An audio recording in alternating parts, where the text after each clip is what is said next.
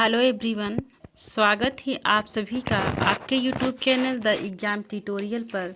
जिन लोगों ने चैनल को अभी तक सब्सक्राइब नहीं किया है, प्लीज़ आप लोग ज़रूर कर लेंगे, बेल आइकन को प्रेस कर लेंगे, जिससे आने वाले सभी वीडियो का नोटिफिकेशन आपको सबसे पहले मिलेंगे। हमारे मुख्य सेविकाएं बहनें कैसी हैं? उम्मीद है कि आप लोग उम्मीद से भी ज़्यादा बहुत अच्छे होंगे, स्वस्थ होंगे और अपनी तैयारी बहुत अच्छे से कर रहे होंगे। सोशियोलॉजी के जो टॉपिक दिया है मुख्य सेविका एग्जाम के सिलेबस में, सोशियोलॉजी का जो टॉपिक दिया है उसके अंतर्गत जितने भी धाराएं हैं उसको एक जगह शामिल करने का कोशिश किए कि सारे कंटेंट आपको एक जगह मिल जाए, इधर उधर भागना न पड़े। तो चलिए देखते हैं बिना देर करते हुए आज के महत्वपूर्ण धाराएं। आज का वीडियो जो है, आज का सेशन बहुत अच्छा होने वाला है, बहुत प्यारा होने वाला है। आप लोग ज़रूर देखिएगा, क्योंकि यहाँ से आपको एक या दो क्वेश्चन तो 100% मिल जाएगा एक छोटे से वीडियो में। तो आप लोग इसको ज़रूर देखिएगा और प्लीज़ आप लोग चैनल को सब्सक्राइब कर लीजिए। चलिए बिना देर करते हुए देखते हैं आज की महत्वपूर्ण धाराएं हैं। सबसे पहले हम लोग देखेंगे दहेज प्रतिषेध अधिनियम। दहेज से संबंधित जितनी भी धाराएं हैं उसको देखेंगे। इसके बाद घरेलू हिंसा से संबंधित देखेंगे। चलिए देखते हैं दहेज प्रतिषेध अधिनियम। दहेज प्रतिषेध अधिनियम डाउरी प्रोहिबिशन एक्ट कब आया था? 1961 में आया था। और इसमें कितनी धाराएं हैं? तो इसमें 10 धाराएं हैं। दहेज प्रतिषेध अधिनियम के अंतर्गत 10 धाराएं हैं। और दहेज प्रतिषेध अधिनियम, दहेज निरोधक अधिनियम पारित कब हुआ था? तो 20 मई 1961 को यह पारित हुआ था और लागू हुआ था 1 जुलाई 1961 को। और इसमें 2 बार संशोधन हुआ है। पहला 1984 में संशोधन हुआ था, दूसरी बार 1986 में।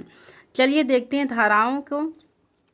धारा 1 में एक्ट का नाम, विस्तार, प्रारंभ व तिथि का वर्णन किया गया है। और धारा 2 में दहेज से संबंधित परिभाषा दिया गया है। धारा 3 में दहेज लेने या देने के लिए दंड का प्रावधान किया गया है। और धारा 3 के अंतर्गत जो सज़ा का प्रावधान है, 5 वर्ष का सज़ा होगा और जुर्माना 15,000 रुपये देना पड़ेगा। इसमें आपने शादी के समय कितना लेन देन किया या शामिल नहीं होगा, लेकिन व्यक्ति की जो वित्तीय हैसियत है उसके अनुसार आपको जुर्माना देना पड़ेगा। धारा 4 के अंतर्गत है दहेज मांगने के लिए दंड। यदि कोई व्यक्ति किसी व्यक्ति से शादी के दौरान दहेज की मांग करता है तो उसके लिए दंड है 6 माह से 2 वर्ष तक। 6 माह से 2 वर्ष तक का सज़ा या जेल का प्रावधान है और जुर्माना 10,000 रुपये देना पड़ेगा। अब धारा 4 के अंतर्गत है विज्ञापन पर प्रतिषेध। जैसे विज्ञापन पर निषेध के अंतर्गत, जैसे किसी व्यक्ति के बेटे का कहीं गवर्नमेंट जॉब लग गया, कोई टीचर हो गया या किसी भी गवर्नमेंट जॉब में हो गया, तो वह विज्ञापन नहीं निकाल सकता कि हमारे बेटे का इस जगह सिलेक्शन हुआ है, इस गवर्नमेंट जॉब में है, इतना पैसा चाहिए, आप शादी के लिए आइए। ऐसा विज्ञापन नहीं निकाल सकते। यदि विज्ञापन निकालते हैं 6 माह से 5 वर्ष का सज़ा का प्रावधान है या 5 या 15,000 रुपये का जुर्माना देना पड़ेगा यदि विज्ञापन निकालते हैं तो। धारा 5 के अंतर्गत दहेज व लेने देने के लिए करार शून्य होगा। इसका मतलब यह है कि यदि शादी के पहले या शादी के समय दहेज लेन देन के लिए बात हुई है और बाद में दहेज नहीं दिया गया है तो धारा 5 के अंतर्गत वह करार शून्य माना जाएगा। और धारा 6 के अंतर्गत है दहेज का पत्नी या उसके वारिसों के फायदे के लिए होना। इस धारा 6 के अंतर्गत दहेज प्राप्ति के 3 महीने के भीतर स्त्री या उसका वारिस या उसके माता पिता को सौंपना होगा। यदि नहीं सौंपते हैं तो सज़ा 6 माह से 2 वर्ष या 5,000 या 10,000 तक, 5,000 से 10,000 तक जुर्माना लग सकता है या 6 माह से 2 वर्ष का सज़ा भी हो सकती है।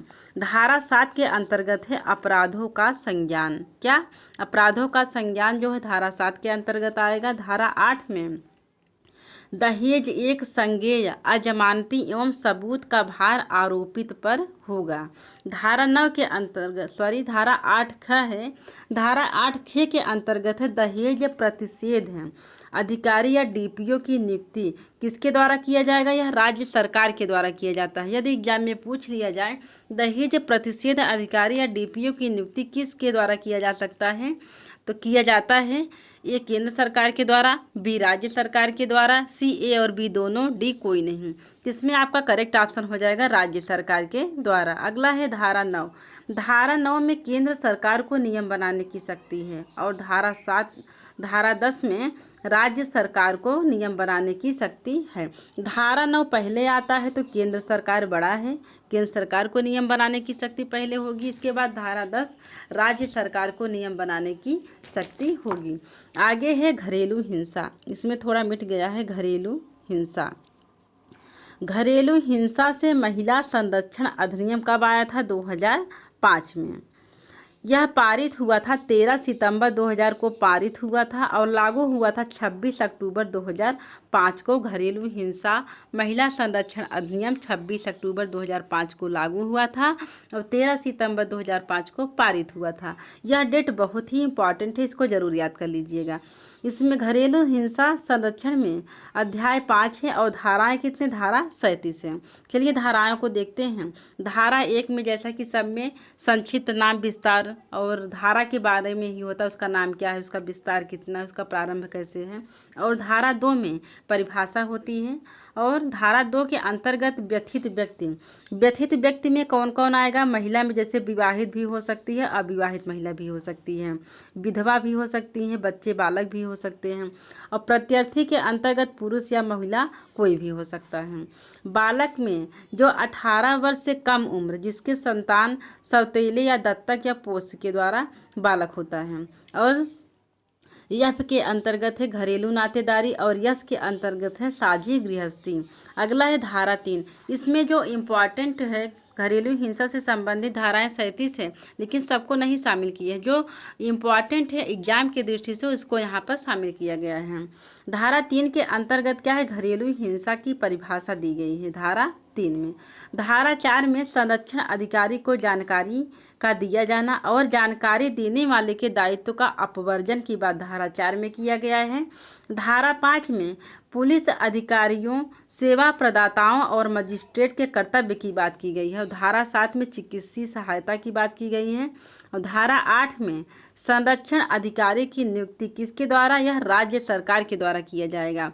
धारा 9 में कर्तव्य DIR का फुल फॉर्म है डोमेस्टिक इंसिडेंस रिपोर्ट दर्ज करना और मजिस्ट्रेट के कार्य में सहायता करना, यह धारा 9 के अंतर्गत बात किया गया है। धारा 11 में सरकार का कर्तव्य है कि अधिनियम का प्रचार प्रसार करें।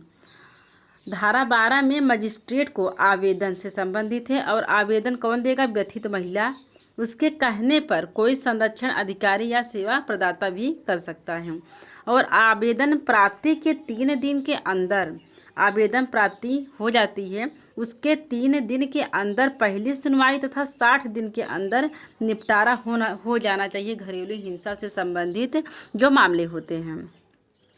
धारा 18 के अंतर्गत है संरक्षण का आदेश और धारा 19 में निवास का आदेश। यदि कोई सी महिला के साथ घरेलू हिंसा हो रही है तो उसके निवास का आदेश दिया जाना चाहिए, निवास का व्यवस्था किया जाना चाहिए। और धारा 20 में धनी अनुतोष। धारा 21 के अंतर्गत अभिरक्षा आदेश बच्चों के लिए और धारा 32 में यह संज्ञेय एवं गैर जमानती अपराध है, धारा 32 में बात की गई है। अगला है हिंदू विवाह अधिनियम, हिंदू मैरिज एक्ट। यह कब आया था? यह 1955 में आया था। इससे संबंधित है the Hindu marriage act, Hindu विवाह अधिनियम में कुल धारा कितनी है? 30 धाराएं हैं। अब यह लागू कब हुआ था? 18 मई 1955 को हिंदू विवाह अधिनियम लागू किया गया था और इसमें संशोधन हुआ था 1976 में। कब? 1976 में संशोधन हुआ था। और धारा 2 में इसमें कितने धाराएं हैं? धारा 30 है। हिंदू विवाह अधिनियम में धारा 30 है।